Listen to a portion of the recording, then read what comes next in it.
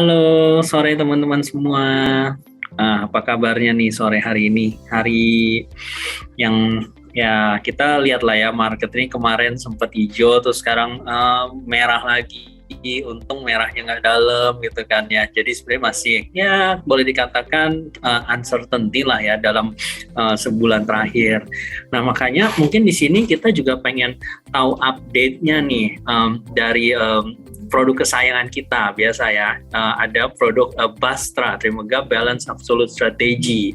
Nah seperti biasa kita langsung menghadirkan ya ini fund manajernya nih, ada Bro Gary. Gimana Bro Gary kabarnya hari ini?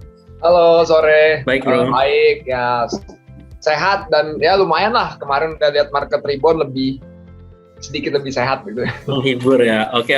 Nah, teman-teman, sebelum kita mulai, mungkin aku coba jelasin ya. Nanti teman-teman yang mau bertanya boleh langsung tulis atau drop pertanyaannya di kolom atau box Q&A gitu. Nanti pertanyaan-pertanyaannya akan dipilih oleh saya atau Bro Gary gitu kan.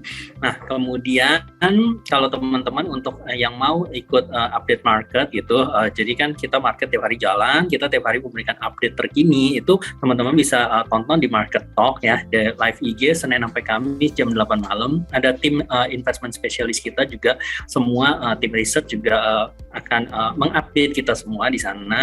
Kemudian ada juga Talk ya di hari Jumat. Ini lebih mengedukasi teman-teman ya, untuk mengisi waktu sebelum weekend gitu kan, 4:30 biasa ada edukasi dari tentang obligasi, reksadana ataupun saham. Kemudian teman-teman juga bisa ikuti live trading ya. Kita ada clubhouse jam 2:30 itu setiap Selasa dan Kamis. Nah ini biasa kita menjelang penutupan market, kita sambil trading bareng.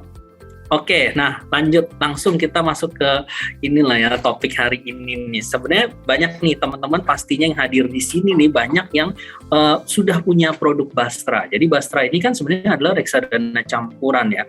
Campuran ini dia kan keunggulannya adalah ya di saat market uncertainty atau market mungkin cenderung bearish, justru diharapkan nature-nya ini produk reksadana campuran ini bisa ngebalance nih. At least kalau turun ya tidak terlalu turun, tapi kalau naik pun bisa dapat gain lebih bagus, harapannya, ideally-nya gitu kan. Nah, teman-teman di sini mungkin kalau singkat gitu aku gambarin 6 bulan terakhir ya. Performa Bastra mungkin year to date masih minus tipis ya, 2%-an.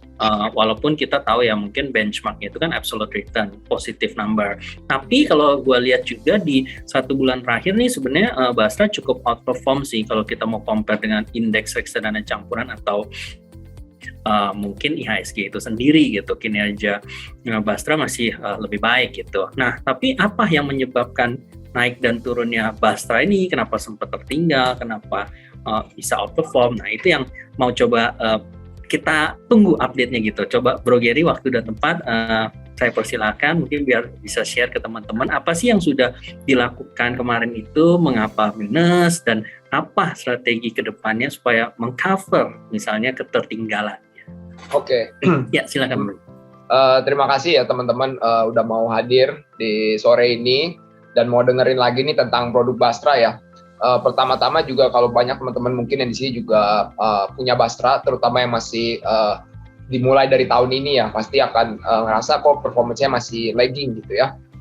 Tentu saja saya juga sebagai fund manager mengucapkan mungkin mohon maaf juga ya untuk teman-teman karena performance-nya belum sesuai dengan yang kita inginkan. Jadi saya di sini juga tentu saja pengen update dan kita tentu saja selalu mencari apabila ada kesempatan untuk bisa outperform. Seperti misalnya kemarin ya market rebound 2%, kita juga ikut dalam rebound tersebut.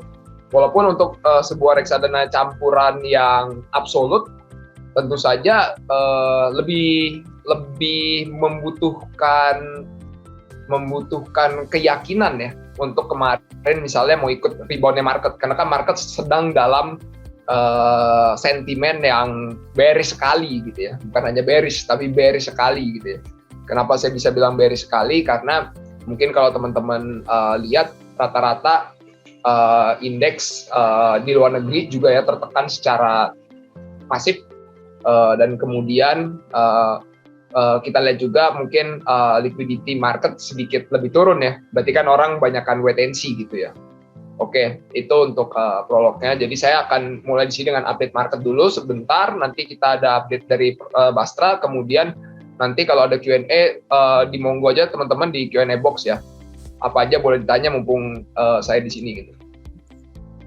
Oke, jadi untuk market update-nya ya. Kita lihat tentu saja yang jadi fokus sekarang adalah inflasi, dan saya ada good news dan sedikit bad news di sini ya untuk inflasi tentang US. Jadi kita lihat inflasi US itu memang mencapai rekor tertinggi kemarin ya, 9,1 year on year, which is mungkin saya adalah salah satu yang tidak percaya dengan transitorinya Jerome Powell ya tahun lalu ya. Mungkin kalau pernah ikut webinar sama saya di awal tahun, that's why itu kenapa saya beli sekali dengan komoditi ya. Saya nggak percaya inflasinya itu transitori, dan proven ternyata inflasinya sampai sekarang itu adalah titik tertingginya, 9,1 ya. Nah, tapi kita harus lihat nih, basketnya apa aja sih yang pengaruh inflasi ya. Yang besar itu ada housing dan transportation di sini. Oke. Nah, saya punya bad news-nya itu ya tadi ya, inflasinya mungkin tertinggi ya, 9,1. Tapi good news-nya adalah di sini. Ini adalah sebuah good news yang mempengaruhi inflasi di US. Kenapa ini menjadi good news? Good news karena kita lihat harga komoditas itu sudah turun dengan cukup banyak ya. Ini Bloomberg Commodity Index. Jadi harga komoditas yang dikompal sama Bloomberg ya. Jadi paling gede itu basketnya nomor 1 ada gold, kemudian oil gitu ya. Nah, ini kita lihat penurunannya sudah signifikan. So kalau kita lihat balik ke sini, berarti dari pie yang transportation ini kita bisa lihat kalau nanti di bulan berikutnya, hopefully ini sudah mengalami secara month on month tuh bisa turun. Nah, transportation ini tuh apa sih? Salah satunya tuh harga bensin ya, itu masuknya di sini. Gasoline price tuh di sini, di transportation ini. Jadi hopefully kita bisa lihat nanti di bulan Juni ini inflasinya itu kemungkinan peaking, terutama untuk yang headline inflation ya. Kalau yang core inflation itu sudah peaking di bulan Maret. Nah, headline sama core bedanya apa? Secara garis besar, kalau yang core itu memang di-exclude food sama energi ya. Jadi harga makanan sama harga bensin gitu ya, energi price, harga listrik, ya itu di take out tuh kalau di core ya. Jadi kalau kita lihat core-nya sudah duluan, memang harga komoditi peak sekitar bulan Juni ya, kira-kira Juni awal gitu ya. Nah, ini kita rasa, nah ini nih ya, peaknya di sini lah, ya Juni awal, Mei akhir lah ya. Nah, ini kita lihat ke depan nih, bukan ke depan ya, sampai bulan Juli akhir nih, harga komoditinya tetap berada di posisi bawah, maksudnya udah lebih turun secara month-on-month, sehingga tekanan inflasinya tuh bisa berkurang. Nah, selain itu, apalagi yang kita lihat ya tentang inflasi ini, kalau supply chain pressure-nya tuh juga udah mulai turun ya. Supply chain pressure tuh kalau kayak misalnya pabrikan gitu ya, itu dia dari part of supply chain. Di situ kan kemarin kan sempat problem tuh kalau ada COVID gitu ya, ada yang lockdown di China seperti itu. Nah, ini udah mulai ease ya, atau menurun. Kemudian ini juga ya, ISM new order minus inventory. Jadi ada sebuah fakta kalau di US itu ternyata banyak perusahaan retailer tuh mengorder inventory terlalu besar ya. Nah, sehingga mereka harus melakukan diskon tuh malah tiba-tiba di tengah tahun. Bukan musimnya diskon, dia harus diskon karena inventornya terlalu besar, ternyata dia overestimate demand. Jadi demand itu sudah mulai melambat. Mereka order terlalu banyak, so mereka jadinya ada diskon. Nah, di situ terlihat berarti kan nanti mereka ke depan new ordernya udah nggak sebanyak itu lagi, so supply chain tuh tekanan dari supply yang mempengaruhi inflasi juga sudah mulai turun. Nah sekarang kalau dilihat dari China gimana? Kalau China itu memang belakangan sudah mulai melakukan stimulus ya, walaupun memang kita tahu selalu ada gangguan dari lockdown di China. Kemudian itu yang biasanya mengganggu dari supply chain ya. Tapi kita harapin kalau China tuh nanti mungkin setelah pemilu China, pemilihan Xi Jinping untuk periode selanjutnya lagi ya, yang which is terjadi di kuartal 3, tapi kita belum tahu ya tanggal berapa. Itu kita harapin China sudah bisa lebih tidak fokus pada zero COVID policy lagi ya harapannya.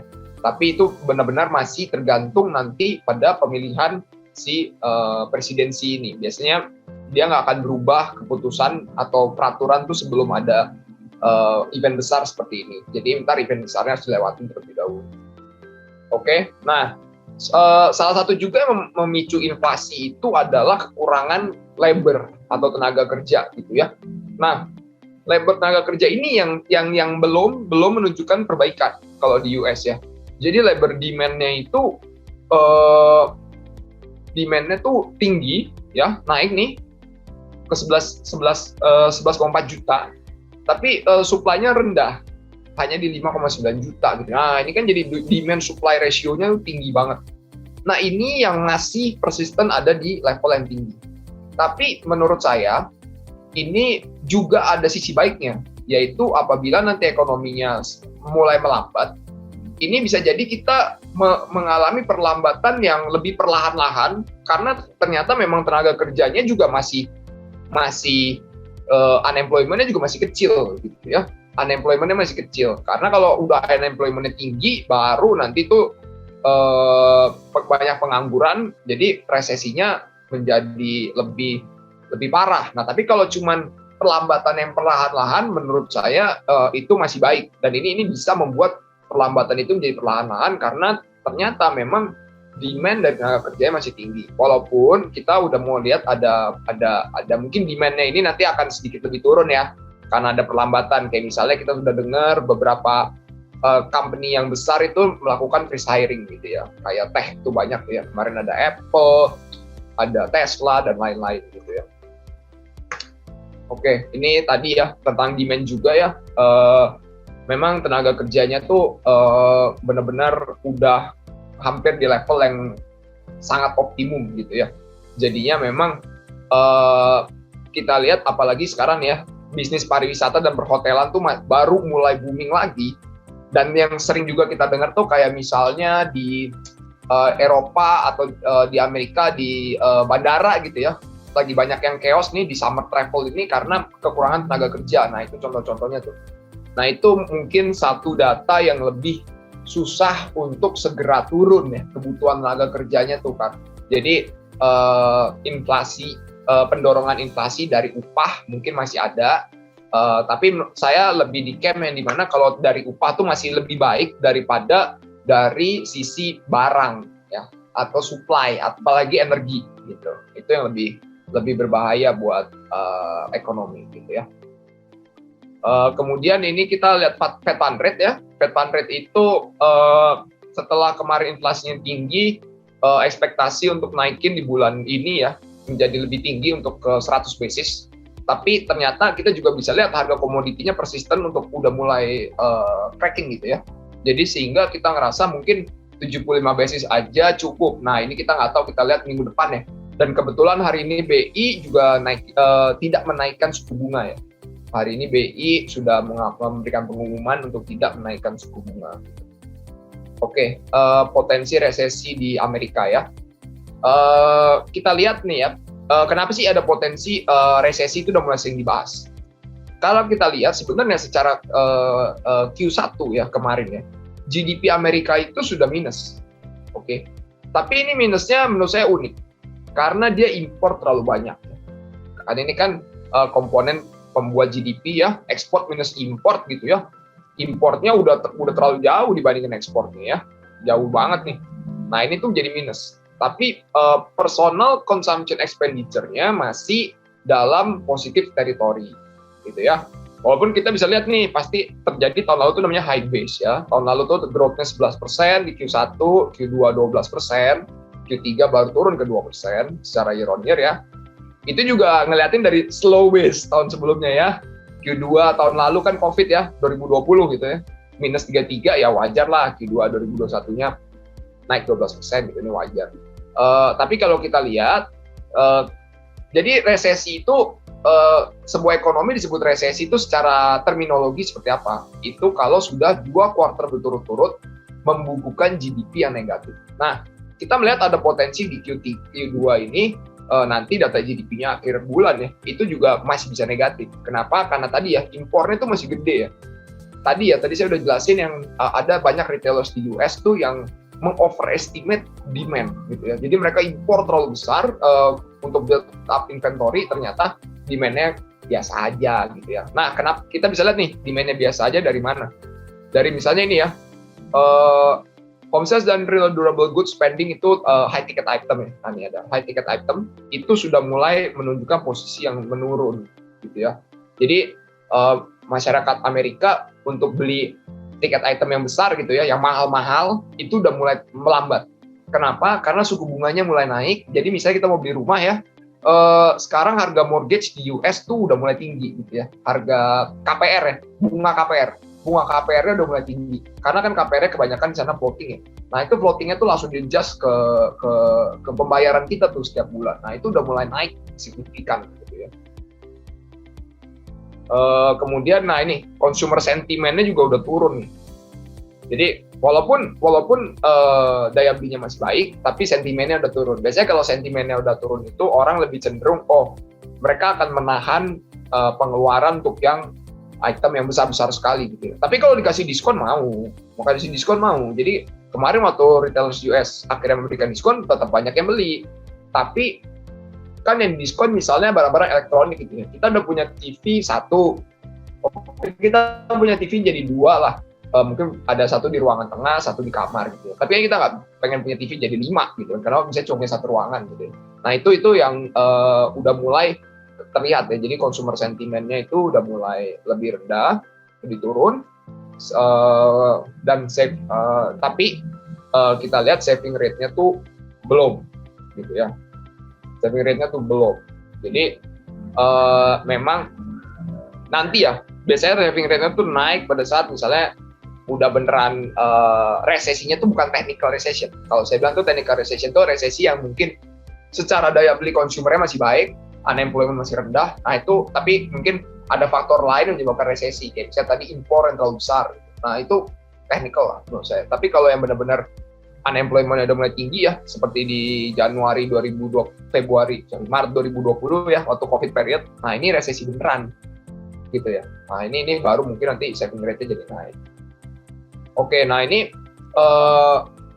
resesi-resesi sebelumnya ya, terjadinya kapan sih? Nah ini rata-rata tuh pada saat misalnya harga rumah sudah naik secara signifikan di US gitu ya. Dan kita bisa lihatnya dari mana house price to rent. Jadi misalnya harga rumah berbanding rentalnya gitu ya. Kan kita kalau punya rumah lebih dari satu yang nggak kita tinggalin, kita harapkan rumah itu bisa dirental kan, atau disewain supaya kita bisa dapat income di situ. Tapi kita lihat sekarang house price-nya udah jauh lebih mahal, tapi rentalnya mungkin hanya di level yang seperti itu. Mungkin nggak terlalu banyak, naik nggak sebanyak house price. Nah, ini mengakibatkan orang mungkin nanti lama-lama dia akan kesulitan untuk membayar mortgage-nya atau KPR-nya. Pada saat bunga KPR naik, rentalnya tidak naik banyak. Nah itu dia akan lebih kesulitan karena dia harus pakai rogoh kantong sendiri kan untuk bayar. Sedangkan misalnya harga-harga barang tuh udah pada naik semua gitu ya. Misalnya harga bensin dan harga kebutuhan pokok ya udah mulai naik. Nah itu kan spare capacity di kantong pribadi orang tuh makin rendah gitu ya.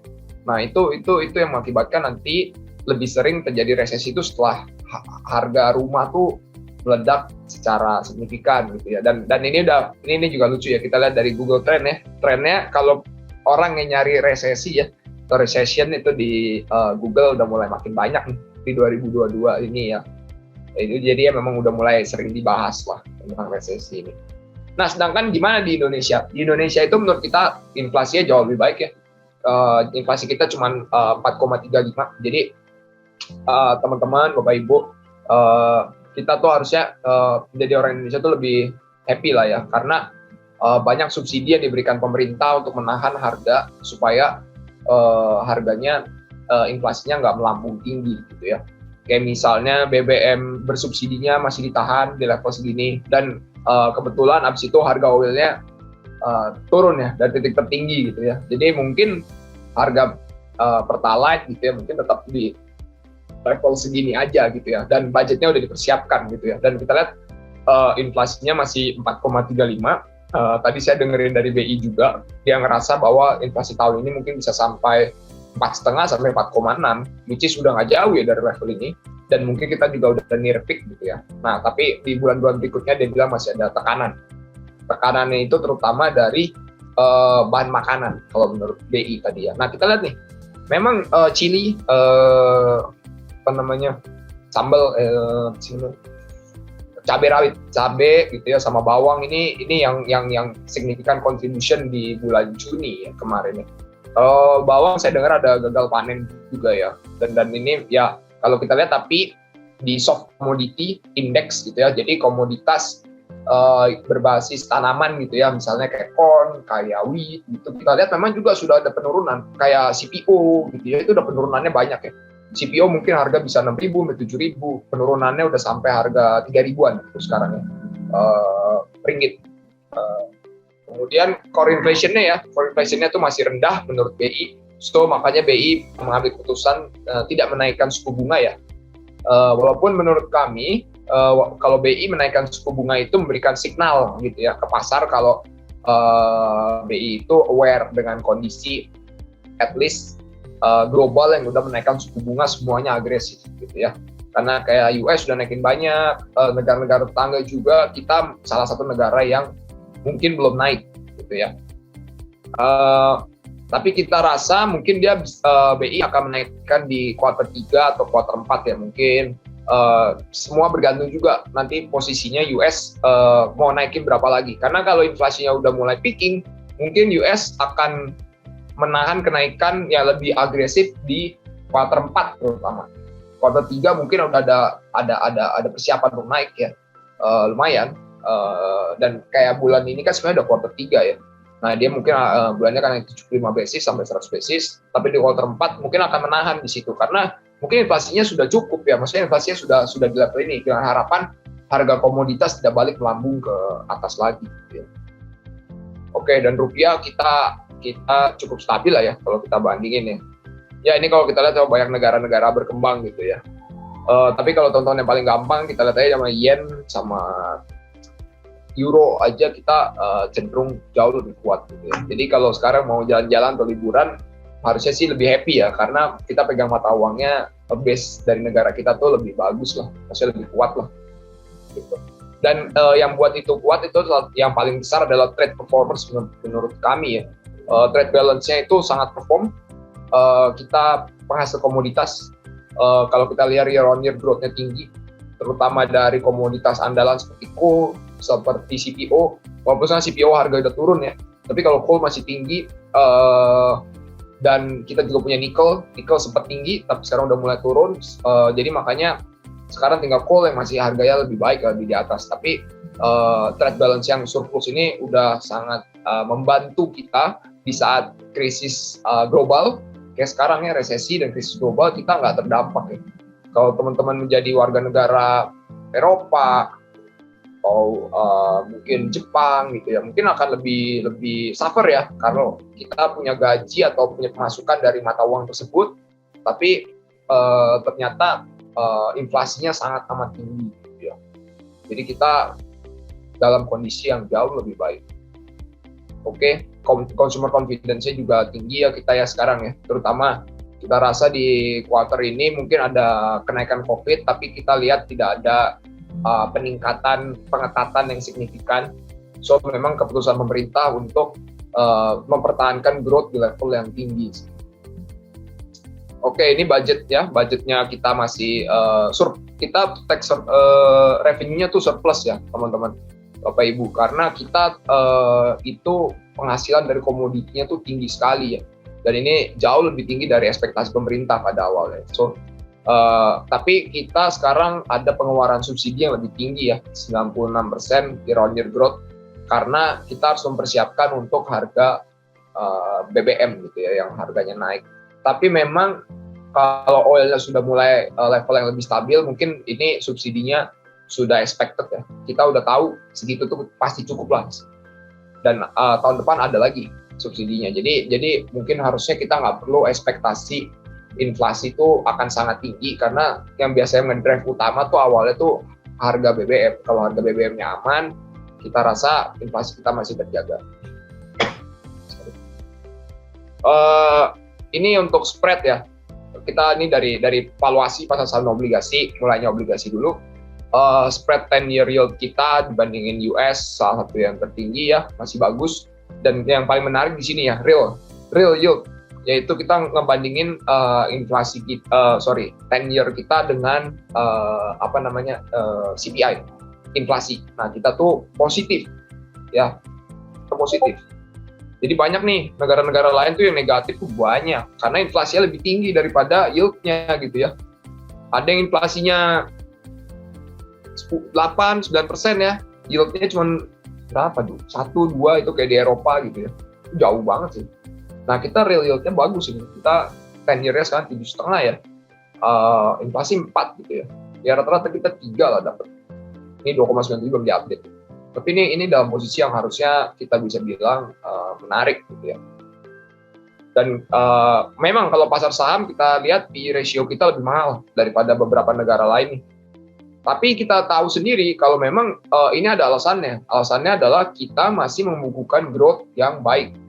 Terutama bentar lagi kita akan earnings di quarter 2, which is seharusnya sangat bagus. Karena kita lihat di quarter 2 itu nggak ada pembatasan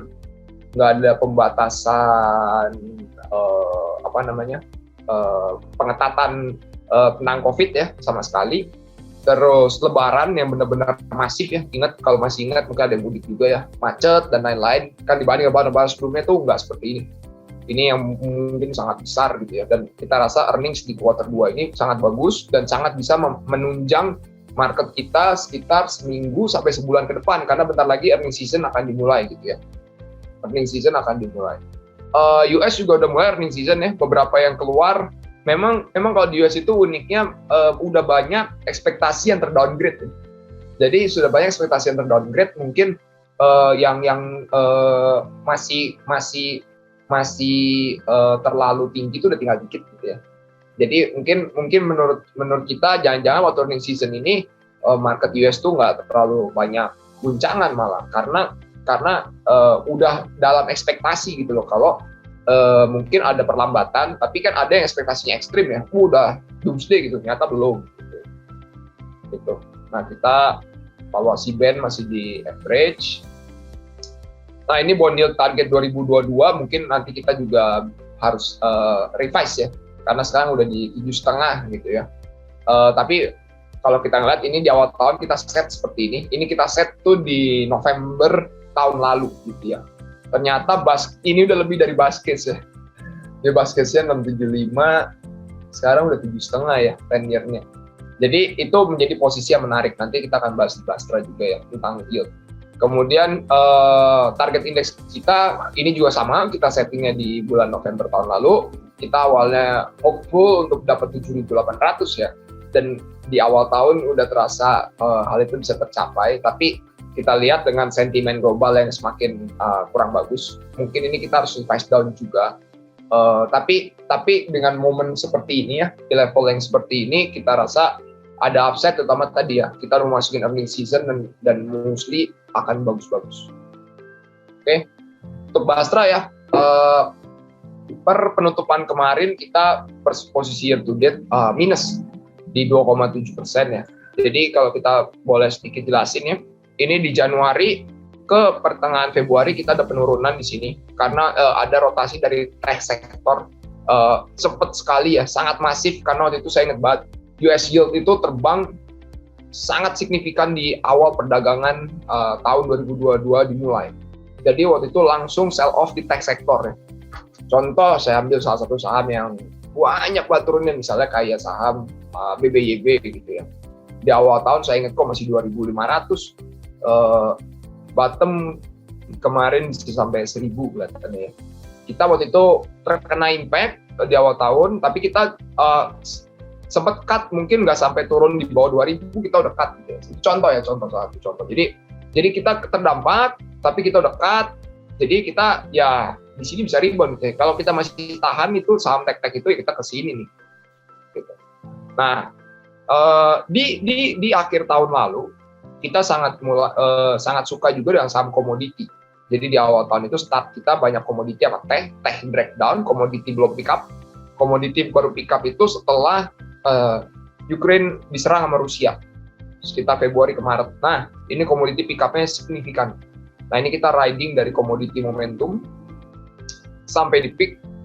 Kemudian selesai lebaran, ingat banget nggak tuh? Selesai lebaran, marketnya tiba-tiba tanking, karena ada foreign outflow yang signifikan waktu lebaran itu.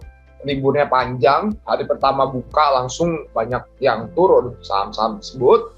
Nah, kemudian indeks rebound lebih signifikan ya. Ya, IHSG itu yang abu-abu. Ya, benar. Nah, indeksnya itu rebound signifikan ya, habis turunnya lebaran, stres, rebound signifikan. Nah, kita rebound nggak terlalu banyak. Kenapa? Nah, ini kita di sini nggak punya saham GoTo sebesar indeks, gitu ya. Kita punya saham GoTo tuh waktu itu cuma di porsi trading, gitu ya. Dan ini indeksnya spike up-nya tuh dari GoTo tuh besar sekali. Jadi GoTo tuh sempat menyentuh 100% month-on-month performance. Jadi bottom-nya tuh 180, naik ke 360. Nah, kita nggak punya banyak GoTo di situ. Jadinya kita rebound nggak sebanyak GoTo. Kemudian indeks turun lagi. Nah, ini komoditinya peak nih di sini. Oke. Komoditinya tuh peak di Juni tadi yang saya bilang ya, itu mulai pada saat resesi sudah di depan mata, maksudnya sudah mulai diperbincangkan. Startnya resesi diperbincangkan itu adalah pada saat Fed menaikkan 75 basis. Jadi orang mengerti kalau Fed ini bakal agresif, kalau bakal agresif itu cepat ke resesi. Nah, kita menjual ya, take profit di saham-saham komoditi yang kita punya ya, yang sudah kita run dari mungkin akhir Q3 2021 waktu itu ya.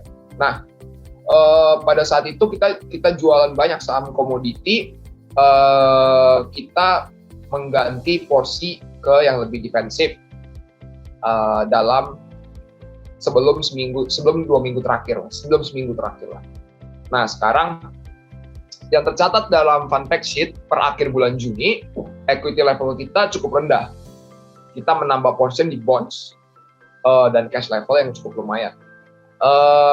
Ini mungkin sudah berbeda dengan kita sekarang. Kenapa?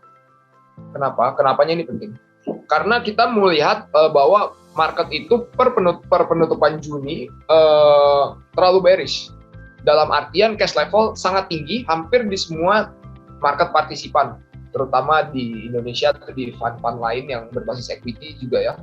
Itu porsi cash-nya sangat tinggi, nomor 1. Nomor 2, secara data kita udah bisa melihat inflasi itu peaking. Oke? Tadi kenapa peakingnya sudah dijelasin di awal. So, kita berespektasi kalau inflasinya ini peaking, ke depan market bisa lebih comfort untuk melihat Fed bahwa Fed itu akan menaikkan suku bunganya, mungkin yang lebih agresif hanya tinggal di kuartal 3 ini. Nanti di kuartal 4 mungkin udah lebih tenang gitu ya. So orang tuh udah tahu, oh ujungnya inflasi itu di sini. Moga-moga ya, dengan asumsi harga komoditinya tidak spike back. Kalau harga komoditi di sini, inflasi udah peak di sini. So di situ kita turn lebih konstruktif terhadap market, dan apa yang kita lakukan, kita membeli beberapa saham yang mungkin ini agak unik ya. Kita beli big caps, which is jarang sekali kita beneran beli big caps yang beneran cukup banyak dalam portion seperti sekarang. Kenapa? Karena kita percaya banks itu bakal bagus di akhir bulan ini, dan sudah terkena outflow yang cukup lumayan dari foreign, karena foreign ekspektasinya juga bearish di global market gitu ya. So mereka berpikir mungkin saham Indo saya masih untung banyak, ya saya bisa take profit. Di saham di negara lain nggak ada yang untung gitu misalnya. So itu make sense. Tapi kita rasa take profitnya sudah cukup banyak. Kita ngerasa earnings yang positif ini bisa memberikan katalis ya. Nah ini good katalisnya itu apa? Earnings growth momentum. Masih ada earnings growth momentum untuk big caps banks terutama ya. Jadi kita beli big caps banks signifikan. Mungkin secara percentage dari saham ini untuk teman-teman yang di sini, jadi kita buka juga ya. Jadi teman-teman bisa lihat kalau kita melakukan segala sesuatu untuk performance-nya supaya kembali membaik gitu ya. Jadi di big caps banks itu kita punya mungkin sekarang sekitar 20% ya, banks dan banks related. Kemudian kita juga suka telco ya. Kita balikin nomor 1 dulu nih. Telco dan tower, ini kita masih udah pegang dari sebelumnya. mungkin posisinya juga ya sekitar 15-20% dari sahamnya ya. Saham posisinya sekarang di sini ya. Pickup tadi 20%, banks ya, ini 15-20%. Teknologi, nah ini yang agak unik nih. Ini agak unik. Ternyata bekerja ya selama 2-3 hari belakangan. Kita lihat ke depan. Kita mulai membeli saham teknologi di saat kita ngerasa inflasi di US udah peak. So, sentimen terhadap saham-saham teknologi, terutama saham teknologi di US, itu udah bisa tidak seburuk sebelumnya, gitu ya. Jadi udah bisa kita mengalami relief dari tekanannya, oke? Nah, itu udah kelihatan tuh. Kemarin Nasdaq outperform dari indeks yang lain. Kemudian kalau teman-teman ngikutin yang koin-koinan juga ya, karena koin-koinan itu korelasinya tinggi banget sama Nasdaq. Itu juga udah mulai rebound. So kita lihat saham teknologi di lokal itu, maksudnya di Indo tuh udah banyak banget yang sangat ditinggalkan gitu ya. Dan turunnya tuh masif dan signifikan, dan kita coba pilih yang ternyata mereka bisa memberikan adanya suatu hal yang lebih positif. Kayak misalnya kita beli kayak saham, salah satunya kayak BBYB kita beli lagi. Kenapa? Kita beli lagi di bawah 1.100 gitu ya, 1.200. Karena misalnya BBYB itu loss-nya sudah lama-lama mengecil. Ternyata bener, dia ngomong kita mau kecilin loss ke depan gitu ya. Dari sebelumnya loss besar gitu ya bulanannya. Sekarang udah mulai mengecil. Nah ini berarti kan ada improvement di situ ya. Kalau saham teknologi ditanya, profitnya gimana ya? Ya itu tadi loss-nya mengecil ya, udah lebih better lah daripada loss-nya besar. Kan gini, saham teknologi itu jadi susah pada saat yield-nya tinggi. Kenapa? Karena kalau loss-nya banyak, mereka kan butuh funding. Kalau funding cost-nya naik, nah itu market tuh cenderung reluctant untuk punya saham teknologi karena mereka harus bayar loss itu dengan funding rate yang lebih tinggi. Nah sekarang kalau udah ease pressure di inflasi, harapannya rate fundingnya mereka tuh udah kita bisa tahu lah, mungkin udah nggak jauh dari sini ya. Kita lihatnya dari apa, misalnya bond yield-nya gitu ya. Jadi kalau mereka mau issue funding dari bonds gitu ya, atau dari pinjaman bank gitu kan, selalu pakai type-nya ke situ rate-nya. Nah itu sekarang orang udah bisa berpikir, kita udah bisa lihat, mungkin peak di sini, so kita calculate lagi lah valuasinya kayak gimana yang benar. Nah mungkin udah turunnya signifikan, kayak misalnya udah turun sampai tinggal 1/3 harga gitu ya. Nah itu kita beli, kita mau, dan kita mau balikin mereka ke valuasi yang lebih fair gitu ya. Dengan melihat apa yang sudah mereka lakukan selama 6 bulan belakangan, ada improvement nggak gitu loh. Seperti itu contohnya. Nah ini kita beli walaupun mungkin di level yang belum terlalu banyak, mungkin ya 10% lah. Nah ini kita punya. Tapi untuk sektor yang udah banyak ditinggalkan ya, teknologi, kalau naik dan kalau performance-nya baik itu signifikan sih naik.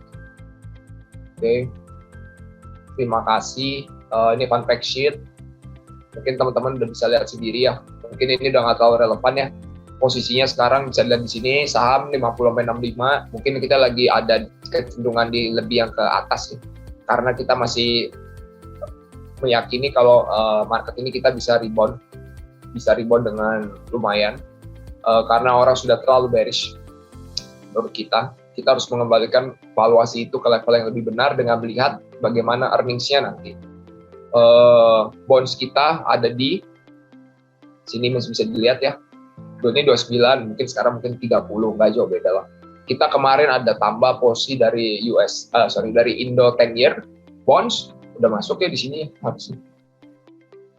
Obligasi negara Republik Indonesia seri FR91 itu 10 year benchmark untuk sekarang.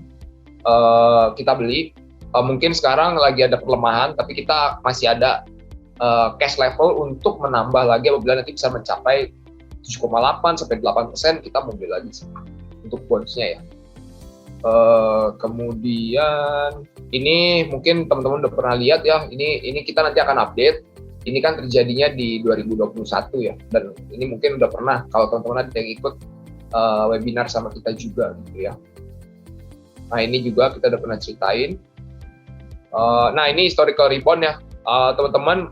Mungkin ini kita bisa lihat beberapa kali Basra bisa kembali ke level peak-nya tuh dalam waktu yang lebih cepat ya. Tapi perlu kita ketahui kali ini memang sentimen tidak sebaik di masa-masa sebelumnya. Kayak misalnya waktu COVID penurunan kan V-shape ya. Habis turun banyak, COVID seret, walaupun banyak ya turunnya. Habis itu marketnya rebound-nya cepat gitu ya, hitungan bulan. Nah sekarang ini kayak market US saja first half itu turunnya berbulan-bulan gitu ya. Jadi kita mengharapkan rebound-nya mungkin kalau balik ke level peak-nya nggak bisa secepat sebelumnya, tapi kita akan berusaha tadi ya, seperti tadi kita akan menemukan strategi-strategi atau formula gimana kita bisa mengejar pada saat dibutuhkan gitu ya. Oke, ini tahun-tahun sebelumnya ya, ini tahun 2022 kita ada penurunan yang signifikan, tadi sudah saya jelasin. Mungkin bulan ini akan lebih baik daripada bulan sebelumnya ya. Tapi baru tanggal 21 nih teman-teman, masih ada beberapa hari lagi. Ini udah ada spike kita di sini. Kita udah rebound. Jadi kita berharap habis buy rate mungkin ada parts of market partisipan yang kurang suka ya buy rate-nya nggak naik. Tapi kita rasa earnings nanti akan bisa membantu market untuk rebound gitu ya. Karena memang kalau kita lihat ya earnings-nya memang bagus, nggak bisa dihindari lagi kalau itu nanti. Jadi kira-kira akhir bulan ini sampai bulan depan itu earnings season yang menurut kita buat market Indonesia tuh bagus. Gitu. Nah ini bahasa singkat tidak sama dengan pergerakan indeks. Contoh-contohnya ini di tahun 2022, di tahun 2022 awal ya. Nah ini kita yang tadi ya, komoditas teknologinya turun, tapi komoditasnya belum naik. Indeks naik, yang naik itu banks, gitu ya, paling banyak banks. Gitu. Kita di banks di awal tahun nggak terlalu punya signifikan, gitu ya. Terus dari sini ke sini kita naik banyak karena kita operate komoditas dan ada ya properti tapi nggak banyak. Komoditas lebih banyak. Ini lebih banyak story komoditas dan lain. Gitu. Nah ini di sini kita kalah, indeksnya banyak naik dari Goto, rebound. Kita masih komoditas sama telekomunikasi dan sekarang komoditasnya udah kita. Nah ini di sini kita rebound dapat dari komoditas sedikit, tapi habis itu komoditasnya peak ya, jadi kita turun. Nah ini kita udah trim down komoditas levelnya tuh sampai sekarang kecil ya, hanya mungkin di bawah 10% ya, 5-5%-an komoditas kita gitu ya. Oke, ini tahun sebelumnya, tahun 2020, 2019. Oke, mungkin segitu saja, kita kembali dulu ke Yogi kali ya. Iya, oke, lengkap banget ya tadi pemaparannya. Nah, mungkin sebelum nanti masuk ya, kalau teman-teman ada yang mau bertanya tentang marketnya in general atau juga dengan spesifik ke produk Bastra, nanti boleh langsung chat di kolom Q&A. Nah, tapi tadi aku mau tanya dulu ya ke Bro Gary. Kalau dari pemaparan tadi kan cukup banyak tuh data-data yang menunjukkan Indonesia posisi ekonominya cukup baik lah, dari inflasi yang terjaga, terus komoditi mungkin harga juga masih cukup relatif tinggi gitu kan. Tapi sebenarnya ada nggak sih variabel yang kita juga perlu cermati sehingga kalau variabel itu muncul gitu misalnya ya, itu bisa jadi IHSG-nya nih ke arah bawah gitu. Ada nggak yang perlu kita waspadai? Oke, memang sekarang yang jadi market partisipan ngobrolin tuh paling banyak tuh tentang currency atau rupiah kita. Memang hari ini kita perlu akui memang rupiahnya breach 15.000. Tapi kita perlu lihat juga apa yang terjadi pada saat rupiahnya breach 15.000 dan ternyata indeks kita tuh nggak mengalami penurunan yang signifikan lagi. Nah itu kita harus curious di situ. Kenapa ya? Karena menurut saya pada akhir Juni itu posisi cash level di teman-teman terutama yang fund managers gitu ya, itu udah terlalu tinggi menurut saya. Jadi cash levelnya tuh tinggi sekali sampai mungkin mereka udah nggak bisa lagi buang saham atau equity lagi lebih banyak gitu ya sekarang, karena udah nggak bisa by regulation. Misalnya kan kalau saya boleh remind teman-teman ya, reksadana saham itu paling nggak, ini reksadana saham ya, reksadana saham itu paling nggak punya saham itu 80%. Nah kemarin dari data yang di track itu mungkin rata-rata cash levelnya tuh sudah 15% gitu ya. Jadi kan udah sedikit sekali buffer yang mereka bisa lakukan untuk menjual lagi banyak saham gitu ya. Dan ya itu yang terjadi kayak hari ini, terutama karena kemarin sudah rally ya, karena sentimennya sudah improve. Nah hari ini mungkin mereka masih berpikir, oh jangan-jangan ada market partisipan lain yang mau jual. Gitu ya. Seperti misalnya orang selalu takut kalau foreign jual lebih banyak. Tapi ternyata ya marketnya tutupnya seperti ini. Gitu ya. Berarti sekarang BI rate-nya stay udah terjadi dan rupiahnya sudah beris 15.000. Dan sekarang kalau menurut kita memang BI nanti akan melihat di level tertentu yang menurut dia nanti kalau rupiahnya sudah terlalu cepat naik, misalnya naik ke 15.2 atau 15.4 gitu ya, cepat. Nah itu mereka akan bisa melakukan emergency meeting. Jadi mereka bisa meeting yang nggak terjadwal, tiba-tiba ntar menaikkan suku bunga. Dan itu kelihatannya mungkin mereka lakukan. Tapi selama mereka ngerasa kayak, oh rupiahnya masih di level yang terjaga, mereka belum mau untuk menaikkan suku bunga. Nah ini rupiah ini yang menjadi concern, tapi menurut saya concernnya udah partly priced in. Kenapa? Karena semua orang juga sudah banyak yang tahu kalau BI itu sebenarnya hari itu nggak mau naik. Gitu. Sudah banyak yang kayaknya nggak naik gitu. Nah jadi kelihatannya beneran waktu nggak naik kan orang berpikir wah waktu nggak naik ini turun market 1-2% gitu. Ternyata ya gini-gini aja. Jadi ya ini mulai menurut saya mulai menarik ya. Karena di luar negeri kita lihat indeks reboundnya banyak. Kita rebound baru kemarin yang banyak baru 2%. Jadi earnings ke depan nih jadi katalis buat kita. Oke, berarti tadi ya, currency juga perlu diperhatikan walaupun sebenarnya bisa jadi ya tadi ya orang karena posisi cash sudah banyak jadi nggak bisa buang lagi lah ya mungkin ya. Nah, oke, kalau misalnya tadi bercermin dari semester 1 itu kan mungkin bisa dikatakan kayak winning sektornya untuk Bastra ini adalah komoditi. Tapi kayak loser sektornya tuh kayak teknologinya gitu kan, kayak mendrag down turun gitu. Apalagi mungkin kebetulan posisi Gotoh doang yang naik tapi Bastra nggak punya gitu kan, kebetulan ya. Nah makanya kalau misalnya kita berkaca nih kayak tadi pemilihan di semester 2 kan ada beberapa pilihan kayak telekomunikasi atau tetap komoditi gitu kan yang menjadi sama big caps ya untuk pemilihan Bastra. Ini perlu gimana ya kalau untuk komoditi sendiri ya, kita karena masih hot nih orang investor ngomongin komoditi gitu bisa masih bertahan sampai akhir tahun gitu kan, harganya tetap tinggi. Cuman kan kalau kita compare to global yang mana si Amerika ini mau turunin inflasi, berarti kan sebenarnya kayak ada ekspektasi bahwa sebenarnya salah satunya inflasi turun tuh karena harga komoditi mungkin turun gitu kan. Nah, apakah itu jadi kayak pisau bermata dua gitu kah untuk strategi investasinya Bastra ini gitu? Oke, saya izin share screen dulu lagi. Oke, sorry saya turun banyak langsung ke Bastra.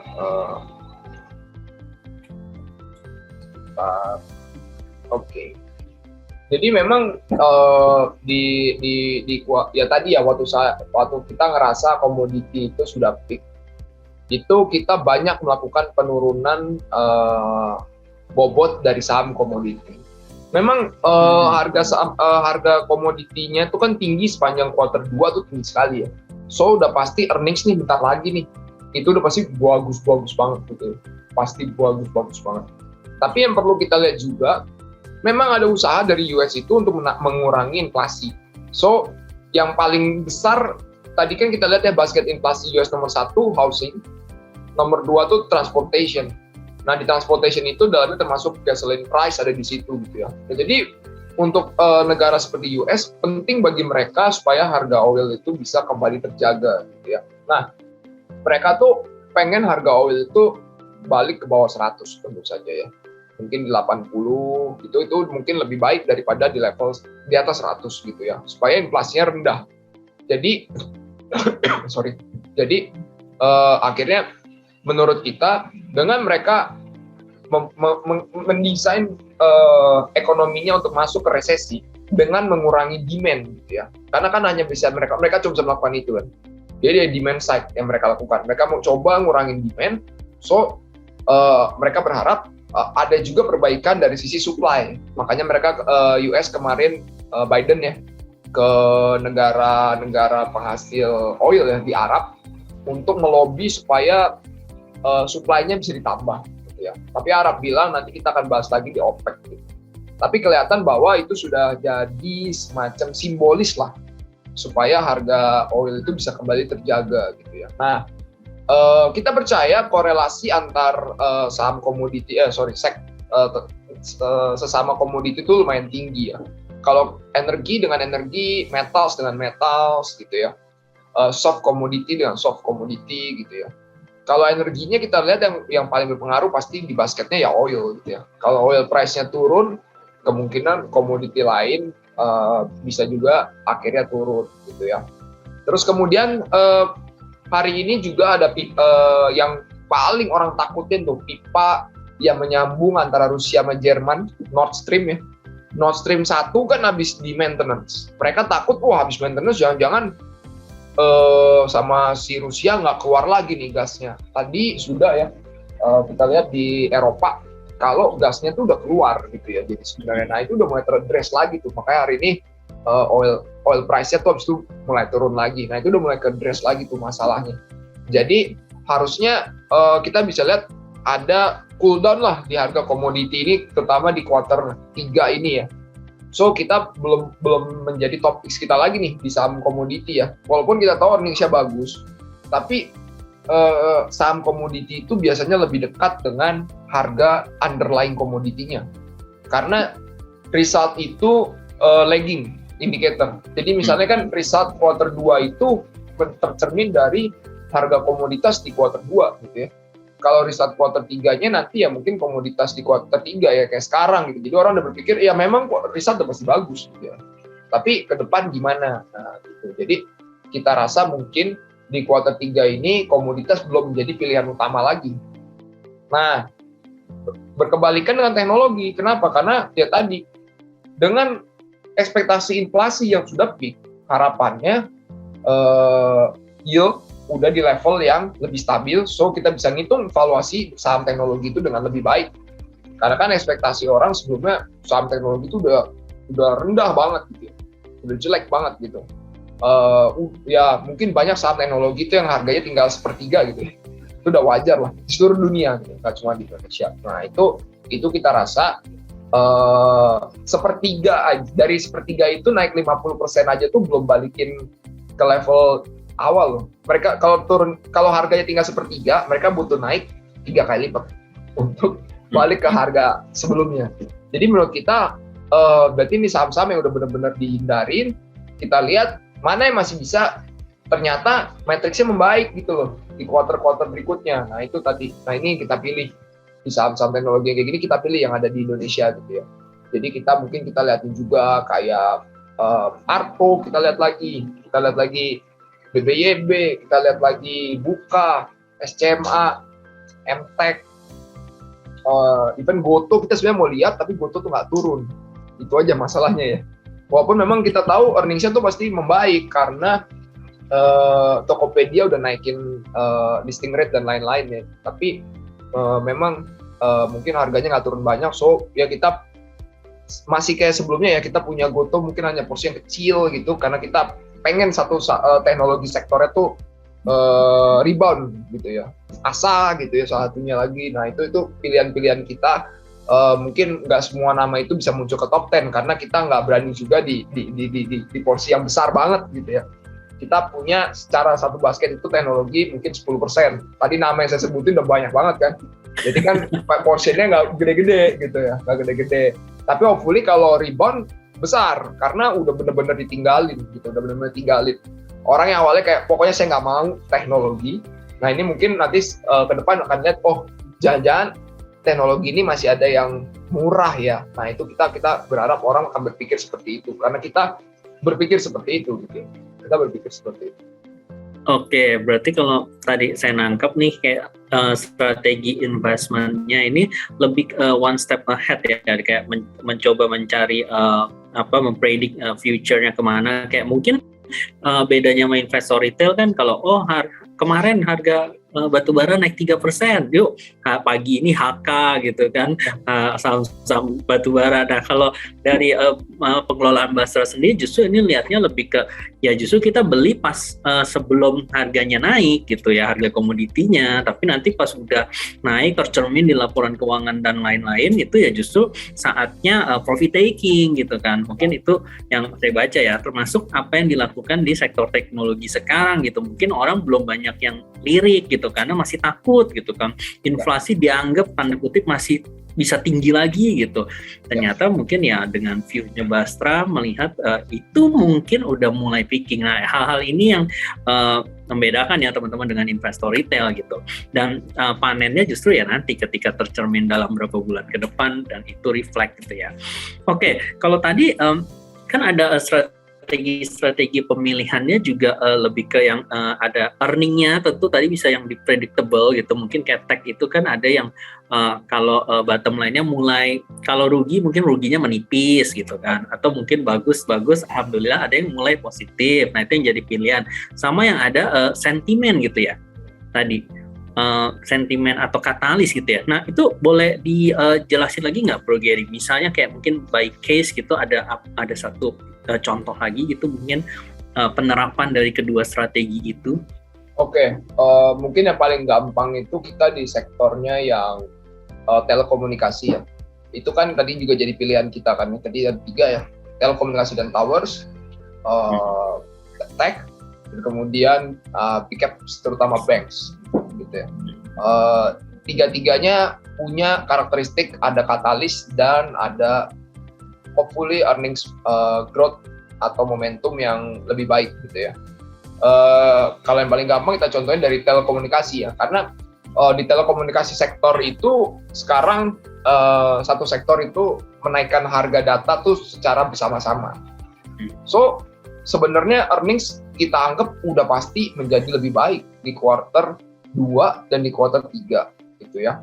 Tapi ini belum fully di price in sama market. Kenapa? Karena market kecenderungannya agak sulit untuk menghitung bagaimana sih earnings dari sektor telco ini, karena banyak yang beranggapan dari tahun-tahun sebelumnya dan tidak percaya kalau sektor ini tuh bisa naikin harga gitu ya. Sebelumnya tuh mereka selalu berpikir sektor ini selalu full terfokus pada price war gitu. Nah ini yang menjadi menurut kita earnings-nya nanti itu akan menjadi jawaban kalau memang benar harusnya investor mulai percaya, oh ternyata telekomunikasi itu benar loh bisa naikin harga bersama-sama.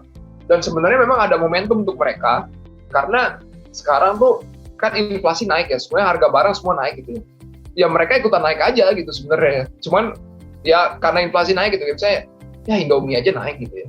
Ya mereka juga dengan mudah bisa naikin harga. Tapi bedanya, misalnya Indomie naik, itu karena gandumnya naik gitu ya. Gandumnya naik, dia udah harus naik nih, supaya marginnya tetap. Nah kalau telco, ini COGS itu nggak naik gitu ya. Nah COGS dari telco kan itu kan cenderungannya adalah investasi yang udah dilakukan sebelumnya. Kayak misalnya mereka harus investasi dari kabel-kabel gitu ya, habis itu menara gitu. Ya itu udah banyak yang bisa disubkon lah ke company towers. Nah itu kan sebuah investasi yang udah terjadi sebelumnya, harganya tetap. Jadi kalau mereka naikin harga, COGS-nya tuh kecenderungannya nggak bisa naik, ya. Udah di situ aja gitu. Nah itu windfall ke bawahnya, ke profitnya tuh jauh lebih tinggi gitu ya. Nah itu yang menjadi dasar kenapa kita suka tuh dari saham telekomunikasi gitu ya. Dan hopefully result itu bisa membuat investor lebih ngelihat lagi gitu ya. Karena mungkin juga bukan jadi pilihan utama nih sekarang di semua investor. Mungkin sekarang investor tuh lebih fokus ke banks pasti ya, udah mulai banyak ya yang fokus juga ngeliatin lagi, walaupun sekarang tiba-tiba spike ini naik, orang baru bener-bener bener ya banks bisa naik gitu. Sama kemudian komoditi ya rata-rata sekarang. Nah itu yang mungkin kita bisa jadi something yang lebih berbeda gitu. Oke, nah kalau ngomong-ngomong tentang big cap ya, sebenarnya kalau mungkin nih koreksi ya kalau salah, kalau seperjalanannya Bastra ini kan sejak peluncuran itu udah 3 tahun ya umurnya. Kalau yang saya cermati kan kayak mungkin big cap itu nggak sering jadi pilihan utama lah. Mungkin baru kali ini ada muncul lagi nih big cap. That's why porsinya mungkin lebih banyak di yang medium caps. Sehingga itu mungkin juga menjelaskan kenapa di siklus-siklusnya itu Bastra dia tidak mirroring IHSG. Karena kan IHSG tentu itu mirroring ke yang LQ45 atau IDX30 yang big caps-nya itu kan. Nah, ya sehingga Bastra memang jalan sendiri. IHSG bisa naik, Bastra mungkin turun. IHSG turun, Bastra malah naik gitu kan. Malah outperform sendiri. Nah, sekarang dengan komposisi big caps ini, apakah gitu ya, mungkin malah jadi mirroring? Ini pertanyaan aja sih. Oke. Semua tergantung kita mau hold big caps-nya itu di sampai kapan dan sampai level berapa gitu ya. Tentu saja kita untuk memilih saham di Bastra, kita butuh sebuah saham yang bisa memberikan return lebih besar daripada benchmark kita ya. Benchmarknya itu kira-kira runningnya mungkin di 75. Jadi kan deposito plus 5%. Itu mungkin kira-kira sekarang tuh di 7 atau 8% lah ya. Depositonya net ya. Terus di Bloomberg, yang pakai Bloomberg data gitu ya. Okay. Itu dicampur semua bank tuh, 100 bank di Indonesia tuh dicampur lah. Ya bank-bank kayak BCA gitu nge-drag down saya ke bawah gitu. Jadi mungkin bunga depositonya di Bloomberg-nya mungkin saya harus cek lagi mungkin cuma 4% gitu ya. Net 2,8 plus 5, 7,8 ya kira-kira. Nah, kita harus cari saham yang bisa naik lebih dari segitu. Kita beli banks bukan kemarin. Semenjak tadi ya, kita ngerasa data inflasi US keluar, kita ngerasa peaking, kita ngerasa commodity price sudah lebih ke bawah, turun. So, kita udah mulai tuh, kita accumulating banks. Kemarin aja, Mandiri itu naiknya 7%. Ya, lumayan tuh di atas 5%. Nah, itu langsung tutup satu hari. Target kita sebenarnya. Kita masih hold sih. Kita masih hold hari ini. Karena kita pengen pas dat earnings-nya lagi.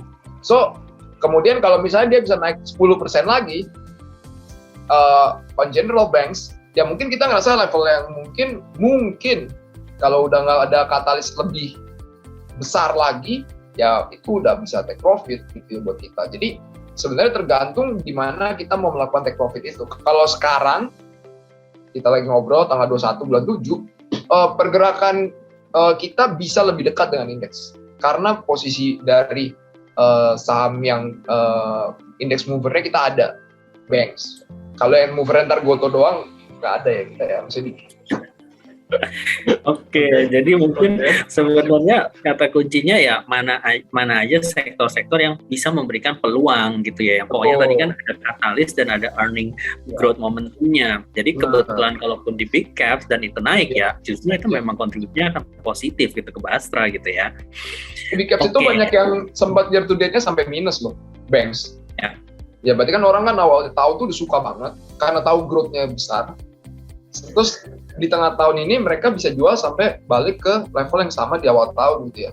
So yang kita awal tahun nggak ikut, kita ngerasa sekarang ya earnings-nya tinggal seminggu 2 minggu lagi gitu. So udah beneran lebih jelas gitu. Dari waktu kita di awal tahun, kita harus nebak earnings-nya di bulan sekarang. Tapi sih lebih susah. Nah kita ngerasa 2-3 minggu lagi earnings-nya ya kelihatan lah lebih bagus gitu ya. So ya waktu kemarin udah di bawah level awal tahun, kita beli di situ. Ya benar teman-teman, ini memang salah satu kenapa kita mungkin berinvestasi di reksadana ya karena ada memang professional team ya, fund manager kayak Gary ini yang melihat juga timingnya. Jadi bukan mungkin awal tahun ya tadi dibilang kita mungkin percaya banking earning bisa 20% growth, tapi ya kalau masuk di harga pucuk juga itu kan sebenarnya sama aja gitu, nggak akan memberikan maximal return ya. Oke. Nah, aku coba masuk ke pertanyaan dan Bro Gary. Ada pertanyaan pertama dari Iren Kusuma. Apakah saat ini IHSG sudah bottom atau masih akan tetap turun lebih dalam lagi? Nah, saham big banks apakah posisinya lagi bearish atau masih sideways? Nah, ini mungkin menyambung tadi. Oke, jadi memang pada awalnya investor lebih bearish lah ya semenjak mungkin akhir bulan dari bulan lalu lah terhadap saham banks gitu ya, terutama setelah foreign mungkin banyak outflow gitu ya. Bagi foreign sebenarnya make sense untuk mereka outflow karena mereka mungkin berpikir di seluruh dunia yang profit ya di Indonesia gitu ya. Jadi semua pasar saham di seluruh dunia terkoreksinya masif gitu ya. Kita year to date kan positif waktu itu. Nah mereka akhirnya selling gitu ya. Karena mereka mungkin pengen take profit, terus mungkin mereka pengen bottom fishing di negara lain gitu ya. Anggap aja seperti itu gitu ya. Kita nggak tahu dia beneran bottom fishing apa enggak. Tapi kita tahu mereka take profit gitu kan. Itu doang yang kita bisa tahu. Tapi rata-rata kalau banyak ngobrol sama teman-teman di foreign, mereka mungkin memang pengen take profit karena mereka ngerasa ada beberapa yang mereka pengen beli di negara lain itu udah levelnya rendah banget gitu ya. Jadi wajar lah. Nah, kemudian tapi kan ini kan udah balik ke level di awal tahun. Nah, di awal tahun itu kita mungkin belum bisa dapat earning visibility sebagus sekarang gitu ya. Karena kan sekarang kita udah di tengah tahun, kita udah tahu nih earnings. Dan kita udah beneran jalan ya di kuarter 2 ini. Coba kalau kita waktu di bulan Januari deh teman-teman. Pernah nggak kita terpikir kalau kita itu nggak lockdown lagi gitu? Kan di first quarter masih ada lockdown. Di second quarter ini kita full nggak ada lockdown sama sekali. Pernah nggak kita terpikir kayak begitu? Kita nggak, waktu itu mungkin masa sih pemerintah nggak lockdown lagi. Kalau semua mikir kalau kasus tinggi udah pasti di lockdown lah. Nggak mungkin enggak gitu kan. Ternyata kita di full quarter 2 ini kita dapat nggak ada lockdown gitu ya. So berarti kan earnings visibility-nya udah lebih clear gitu ya. Dan kita udah masuk quarter 3 ini hampir sebulan nggak ada mau lockdown yang masif gitu ya, walaupun case-nya udah naik gitu. So earnings visibility-nya lebih clear lagi. So jadi kita ngerasa mungkin kalau udah balik ke level awal tahun udah lebih good time untuk kita attempt gitu ya. Dan ya tadi ya kita bahas most of the market partisipan tuh udah bearish banget gitu on market. So banks IHSG apakah bottom? Kita nggak bisa meyakini IHSG pasti bottom, kita juga nggak bisa meyakini seperti itu. Tapi outnya gimana gitu ya? Yang tadi kita bahas. Kalau kita rasa market partisipan udah terlalu bearish, so memang walaupun misalnya kita berpikir ini rebound, antar juga turun lagi, tapi belum tentu kita nggak tahu loh reboundnya ini bisa sampai seberapa kuat gitu kan. Bisa jadi market partisipan nanti melihat bahwa oh ya kita ternyata masih ngelihat ada value nih di market Indonesia ini, dan menurut saya ada gitu ya, karena earnings-nya ini kan beneran gitu ya, dan earnings expectation kalau di luar mungkin mikirnya gini, quarter 2 mungkin masih baik, quarter 3 pasti lebih jelek lah karena mau resesi, udah berpikir kayak gitu. Di Indonesia kita nggak bisa berpikir seperti itu gitu ya. Quarter 2 kan bagus, quarter 3 masa jelek, belum tentu loh, karena kita tuh kan nggak di periode resesi seperti di luar negeri gitu ya. Kita kan masih punya inflasi yang terjaga, daya beli yang sangat bagus, gitu ya. Karena kita udah tahun lalu kita lebih banyak lockdown-nya gitu ya. Di luar negeri kan udah happy lah semua. Nah kita duitnya baru banyak di tahun ini nih di consume-nya gitu. Ya quarter 3 harusnya juga masih bagus. Jadi earnings expectation kita bisa lebih bagus juga. Maksudnya quarter kita nggak usah mikir oh jangan-jangan peak di quarter 2. Ya bisa jadi enggak juga. Bisa jadi quarter 3 itu nanti masih bagus gitu. Masih bagus. Kalau di luar negeri, orang akan berpikir udah peak quarter 1 kemarin. Quarter 2 udah mulai turun, quarter 3 turun lebih banyak gitu kan. Nah, kita sekarang punya market yang lebih baik gitu sebenarnya. Jadi kemarin kita ngerasa bahwa yaitu orang market partisipan udah terlalu bearish. Kita beli, nanti kita habis result, kita lihat lagi gimana mood dari market melihat earnings yang kayak gini gitu ya. Kalau kita rasa sih banyak yang mungkin bisa rally lah ya, masih bisa rally lah. Terutama karena udah positioning orang udah terlalu bearish juga, mungkin mereka ngerasa wah ini yang earningsnya pada mid. Habis itu kan ntar ada earnings call ya biasanya ya. Mereka akan kasih tahu tuh quarter ke depan gimana gitu ya gambarannya dan lain-lain. Kalau mereka masih optimis, yang manajemen dari perusahaan masih pada optimis, nah itu orang yang udah terlalu bearish itu pasti akan berpikir bahwa jangan-jangan saya kemarin tuh terlalu bearish terhadap corporate di Indonesia gitu. Ternyata corporate Indonesia tuh ternyata masih strong walaupun di luar itu resesi gitu ya. Dan kita masih believe-nya sih seperti itu sih sebenarnya. Jadi ada potensi mungkin ya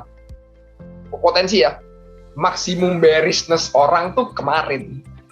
Gitu ya. Kalau kita ngelihatnya dari peers kita nih, fund managers cash levelnya tinggi sekali kemarin.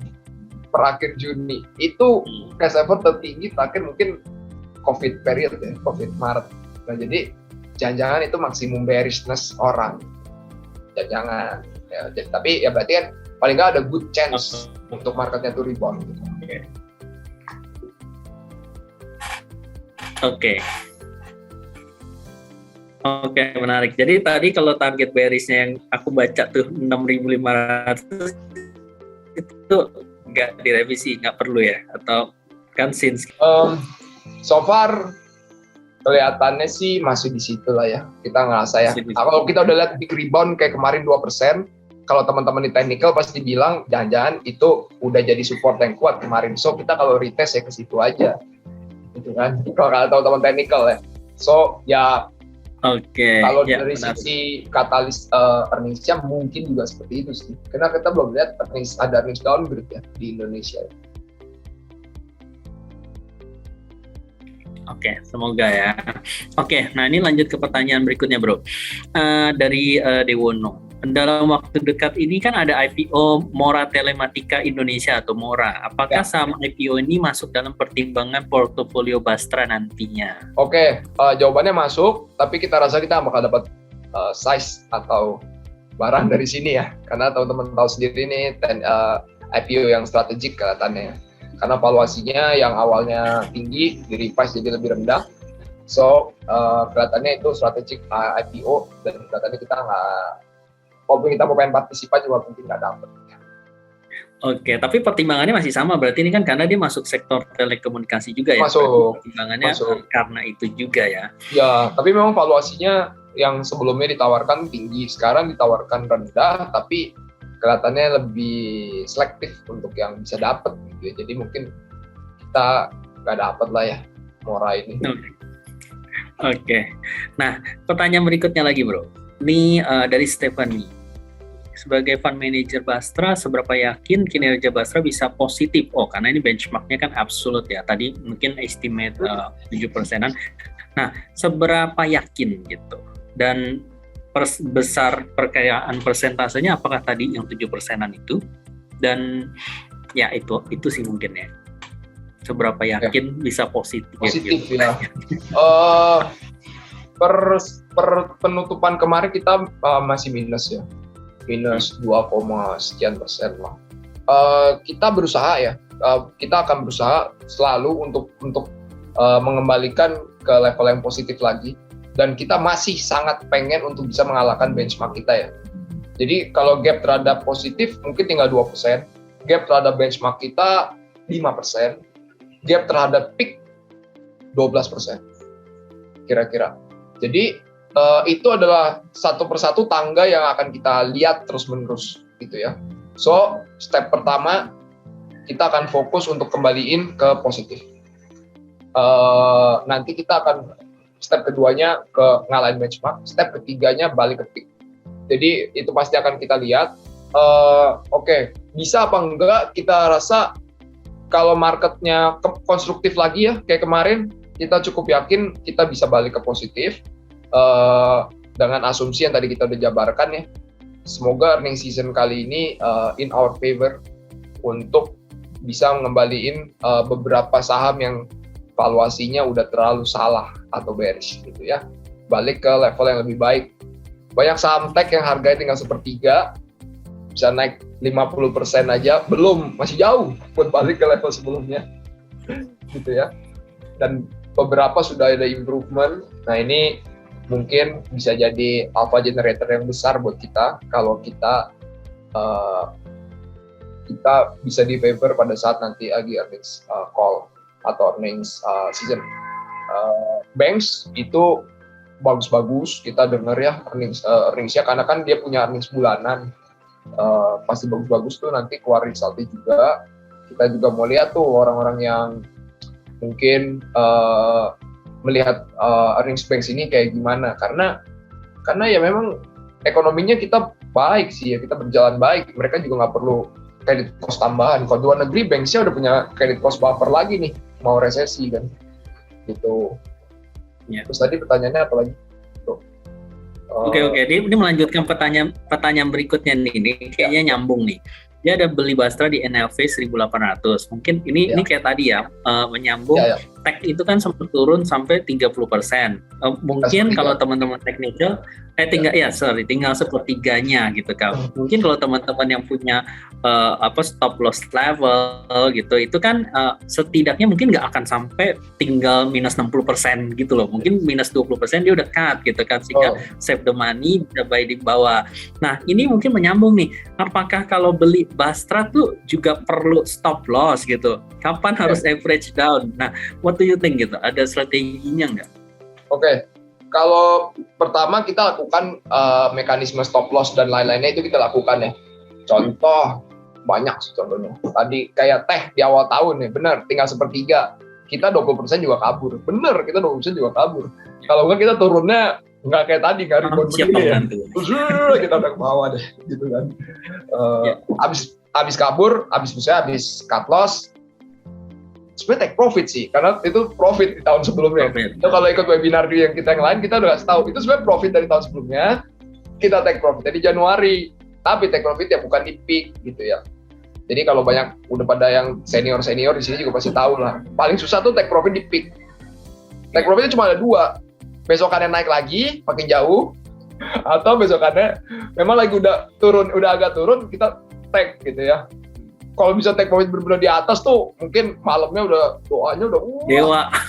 Udah susah sekali gitu ya. Jadi take profit itu cuma dua itu sih menurut saya gitu ya. Jadi kita rata-rata biasanya take profit itu kalau udah ada sedikit turun gitu ya. Nah ini kita tahu mungkin trennya selesai gitu. Nah itu kita take profit. Seperti komoditi, trennya mungkin stop dulu, kita nggak bilang mungkin benar-benar selesai ya, tapi bisa jadi stop dulu. Dan kalau resesinya ini agak parah, beneran selesai. Benar kita. Jadi, ya bisa jadi kita kemarin kena ya sedikit, di situ kita take profit. Jadi kalau mekanisme take profit sama stop loss kita lakukan. Jadi harapannya ini bisa mengcover beberapa apa yang Bapak Ibu mungkin atau teman-teman lakukan gitu ya. Jadi teman-teman bisa ya beli Bastra seperti santai aja gitu ya. Tapi gimana kalau kita mau misalnya average down lagi Bastra? Ya menurut saya kalau misalnya memang ngerasa gini ya, pilihan aset di Bastra kan cuma 3 kelas besar.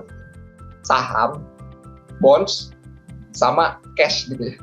Kalau teman-teman ngerasa dari saham atau bonds itu sudah ada tanda-tanda mau misalnya rebound atau rally, ya teman-teman bisa beli gitu ya. Karena paling nggak isinya itu aja gitu. Tapi kalau teman-teman ngerasa misalnya saham dan bonds masih turun semua gitu, ya mungkin bisa sabar dulu gitu ya.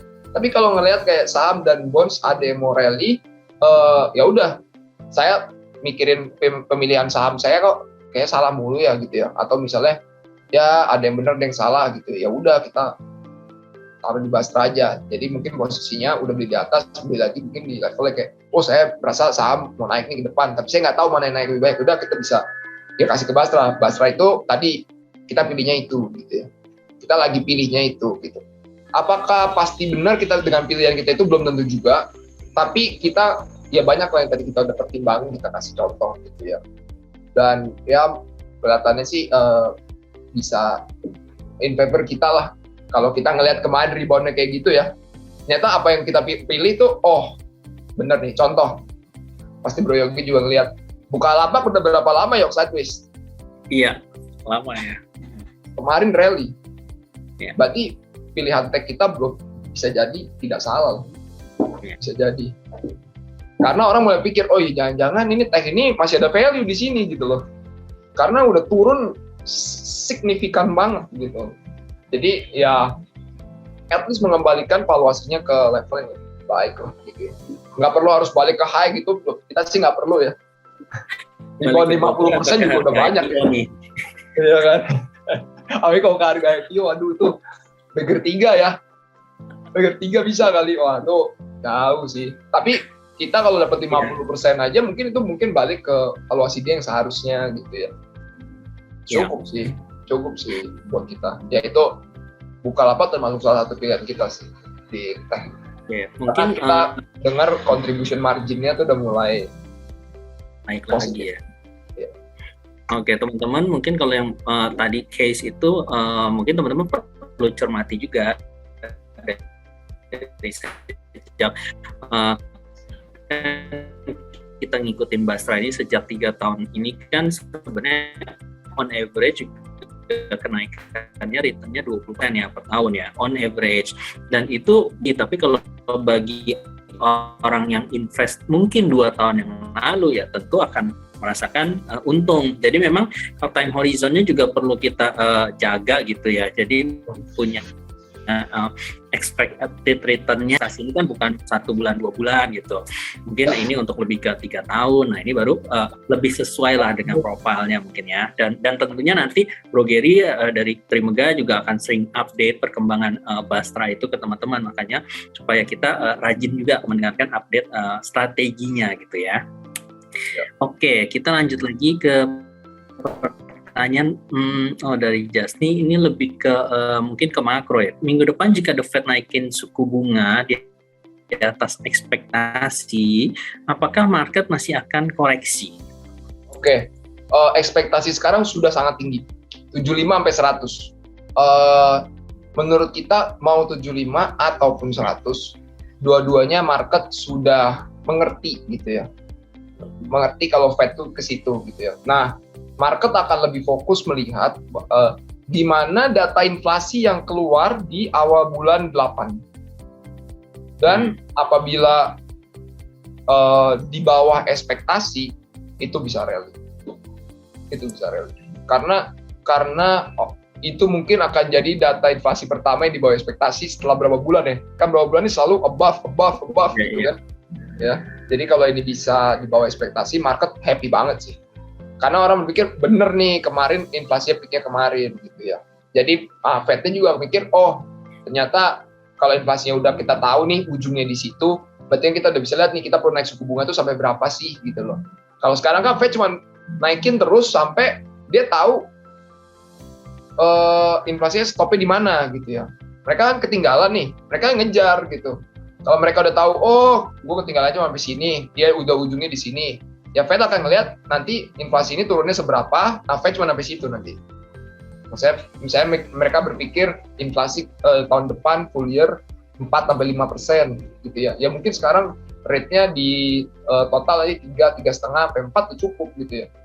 Gitu mungkin mereka nggak perlu sampai naikin rate sampai 5 gitu, nggak perlu gitu ya. Jadi mungkin kan bisa jadi kan inflasi tahun depan masih mungkin 4-5, tapi tahun berikutnya mungkin udah di bawah lagi, udah 3 gitu, atau 2 atau balik kedua malah. Ya mungkin malah ada market partisipan yang berpikir bahwa di quarter 3 tahun depan, quarter 3 lah tahun depan, itu malah Fed akan mulai cut rate lagi. Karena mereka ngerasa inflasinya udah di bawah, dan ekonominya mungkin udah masuk ke fase yang cooling down, agak resesi, nah itu mungkin butuh dibantu untuk disupport. Nah itu mereka akan mulai cut rate, banyak yang berpikir di quarter 3 tahun depan. Nah, sekarang kan time span-nya ke quarter 3 tahun depan tuh tinggal 1 tahun. Jadi teman-teman ya pertimbangkan aja dalam 1 tahun ini gimana bisa ngetem bear market ini, kemudian kalau tahun depan udah cut rate lagi, udah pasti kita akan masuk ke bull market lagi kan. Paling nggak di tengah tahun lah itu. Nah itu bisa kita lihat tuh. Itu menjadi sesuatu yang jangan-jangan ke depan tuh ada katalis yang seperti itu yang mungkin sama sekali belum kita akan berbincangkan dalam 1 quarter ke depan, tapi itu bisa jadi pertimbangan teman-teman atau investor nanti ngerasa kayak apakah nanti di tahun depan justru malah Fed itu di tengah tahun itu udah mulai cut rate lagi. Dan biasanya market kan bereaksi 6 bulan sebelumnya ya. Betul, jadi kayak apapun yang terjadi di situ. Di awal tahun tuh udah mulai tuh pasti. Di awal tahun depan gitu ya. Itu udah brewing tuh cerita itu. Jadi nanti teman-teman kita udah punya strategi apa, tahun depan kita bisa ngelihat atau melihat ini kan recording nih. Nah recording hari ini kita ngobrolnya kayak gini gitu. Nah itu jangan-jangan itu yang nanti menerjemahkan strategi kita di awal tahun depan gitu misalnya. Oke, semoga ya. Oke, kita nanti cermati dan terutama tadi inflasi di bulan Agustus. Oke, nah ini pertanyaan berikutnya. Ini pertanyaan dari Yohanes. Kalau saya juga mengakumulasi saham-saham yang dimiliki Basra, apakah bisa membantu mengangkat harganya Basra? Oh, ya monggo, alhamdulillah banget ya. Semakin banyak bersatu. Kalau itu banyak banget bisa kita support juga lah, bagus. Ya, atau subs Bastranya gitu ya, bro. Oh iya, kalau subs Bastranya pasti ya. Itu kan ya kita beliin saham-saham yang kita lagi sesuai gitu ya. Oke, nah pertanyaan berikutnya lagi dari Rafli. Melihat historical Basra yang pernah 3 kali mengalami penurunan yang cukup dalam gitu ya. Nah, Basra perlu waktu 7 hari untuk bisa bangkit kembali. Apakah penurunan kali ini recovery-nya lebih lambat atau lebih cepat untuk kembali ke titik sebelum penurunan? Selalu ngambil dari bottom lah. Kita rasa ini bisa jadi tidak lebih cepat lah ya. Kita nggak ngerasa ini bisa jadi paling lambat, tapi mungkin nggak lebih cepat daripada yang sebelumnya. Kenapa? Karena waktu sebelumnya misalnya kayak lagi periode corona gitu ya, penurunannya itu kan V-shape gitu ya, karena Fed-nya langsung attempt masuk untuk support market gitu. Cepet banget, itu cepet lah. Tapi kalau yang kali ini Fed-nya tidak di our favor gitu ya, Fed-nya dari pihak yang pengen demand-nya turun, mereka naikin suku bunga, jadi kita bisa rebound-nya tuh mungkin ya tadi ya kayak tangga gitu ya, kita incernya ke positif year to date, kemudian ke benchmark kita baru ke high. Nah tapi kan di setiap situ kita nanti akan ngelakuin memikirkan strateginya dengan masak-masak, apakah misalnya kita udah balik ke positif year to date, kita ngerasa kita harus lihat lagi nih komposisi portfolio kita terlalu agresif nggak untuk market sekarang gitu misalnya. Nah itu kita lihatin. Nanti kalau kita udah balik par lagi mau benchmark, kita lihat lagi. Apakah kita terlalu agresif? Apakah masih ada resiko tiba-tiba penurunan yang signifikan gitu? Nah itu kita juga lihatin. Nah itu mungkin lebih kayak gitu ya. Kita lebih pakai strategi yang lebih ladder sekarang, lebih ngelihat ke poin-poin yang tadi gitu. Nah jadi mungkin lebih ada step-stepnya, nggak bisa secepat yang sebelumnya. Nggak bisa lebih cepat, tapi belum tentu jadi yang paling lama. Gitu. Oke, mungkin pertanyaan. Oke, udah. Moga-moga sih lebih cepat ya, kesimpulan dikit. Oke. Kita pengennya sih selalu lebih cepat kalau marketnya in favor kita. Karena cuma bisa 3 aset tadi ya. Kalau kita bisa nge-short, kita mungkin nggak turun.